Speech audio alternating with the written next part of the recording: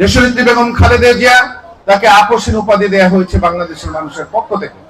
আমরা তখন দেখেছিলাম জাতীয় পার্টি নামক এক বেঈমান দল, যারা নাকি সব সময় লুটপাটের অংশ হয়, এবং এই তখনও সেই আওয়ামী লীগের পক্ষে ছিল, এবং এই গত 18টি বছর এই শেখ হাসিনার পক্ষে মানুষকে যেভাবে হত্যা করেছে, খুন করেছে, লুটপাট করেছে, বাংলাদেশের অর্থনীতিকে ধ্বংস করেছে, সেখানে জাতীয় পার্টি ওতপ্রোতভাবে তাদের পাশে থেকে তাদেরকে শক্তিশালী করেছিল। সংগ্রামী নেতৃবৃন্দ, আমরা দেখেছি গত 18টি বছর আমাদের বিএনপির ভারপ্রাপ্ত চেয়ারম্যান জনাব তারেক রহমানের নির্দেশে, তার নেতৃত্বে আমাদের হাজার হাজার নেতাকর্মী গুম হয়েছে, হত্যার শিকার হয়েছে, হামলা মামলার শিকার হয়েছে, জেল জুলুমের শিকার হয়েছে। প্রিয় নেতৃবৃন্দ,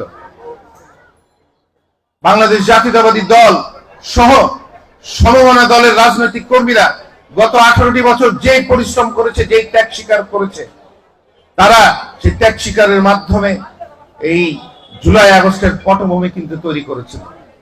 আমরা দেখেছি গত 18টি বছর এই শেখ হাসিনা মহান স্বাধীনতার কৃতিত্ব এককভাবে তার দলের জন্য নিয়ে প্রচার করেছে মানুষের মধ্যে, সেটা মানুষের মনের মধ্যে ঢুকিয়ে দেওয়ার চেষ্টা করেছে।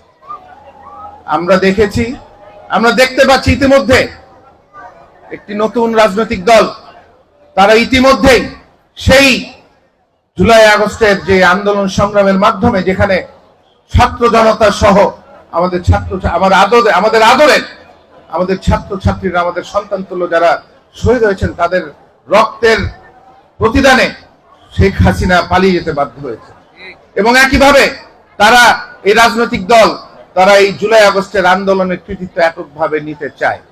বাংলাদেশ জাতীয়তাবাদী দল মনে করে এই কৃতিত্ব বাংলাদেশের মানুষের, এই কৃতিত্ব সকল রাজনৈতিক দলের যারা এই জুলাই আগস্টের আন্দোলনের পটভূমি তৈরি করেছে এবং তারা এই আন্দোলন সংগ্রামে যুদ্ধ করেছেন, শহীদ হয়েছে।